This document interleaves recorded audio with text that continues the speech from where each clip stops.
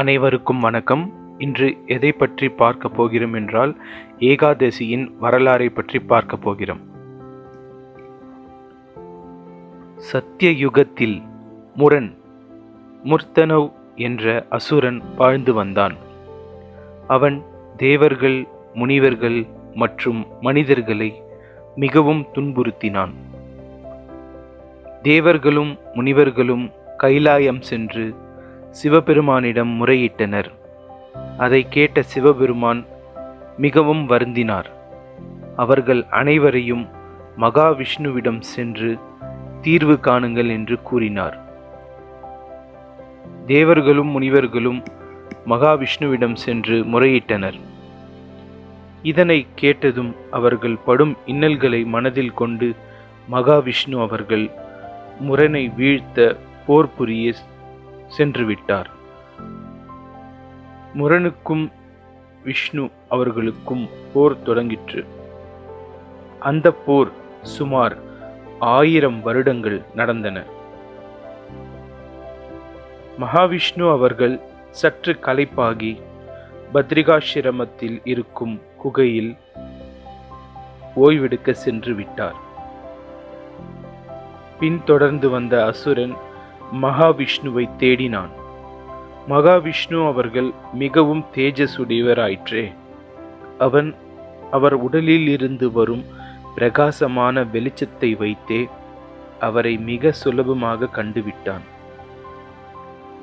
அவரை கண்டதும் அவனிடம் இருக்கும் ஆயுதத்தை வைத்தே அவரை கொல்ல முயன்றான். அப்பொழுது அவர் உடம்பிலிருந்து ஒரு அழகிய பெண் தோன்றினாள். அவளை கண்டவுடன் முரண் அவளை மணக்க வேண்டும் என்று எண்ணினான். அதை அந்த பெண்ணிடமும் வெளிப்படுத்தினான். அதற்கு அந்த பெண், என்னை போரில் ஜெயித்து விடு, நான் உன்னை மணக்கிறேன் என்று கூறினாள். அவர்கள் இருவரும் போர் தொடுக்க ஆரம்பித்தனர். போரில் அந்த அழகிய பெண் முரனை வீழ்த்தினாள். முரனின் அழிவை உணர்ந்த மகாவிஷ்ணு அவர்கள் அந்த பெண்ணை மிகவும் பாராட்டி அவளுக்கு ஏகாதசி என்னும் பெயரை சூட்டினார்.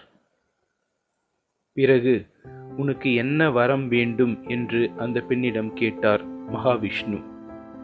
அதற்கு அந்த பெண், உங்கள் 11 இந்திரியங்களிலிருந்து தோன்றியதால் இந்த நாளில் யார் ஒருவர் தன்னுடைய 11 இந்திரியங்களை அடக்கி ஆள்கிறார்களோ அவர்களுக்கு சகல சௌபாகியங்களும் அருள வேண்டும் என்று கேட்டுக்கொண்டார். அதனை கேட்டு மகாவிஷ்ணு மிகவும் மகிழ்ச்சி அடைந்து இந்த விரதத்தை, அதாவது யார் ஒருவர் 11 இந்திரியங்களையும் அடக்கி இந்த விரதத்தை கடைபிடிக்கிறார்களோ அவர்களுக்கு கண்டிப்பாக, அதாவது வைகுண்ட பதவியை தருவேன் என்று அருளினார்.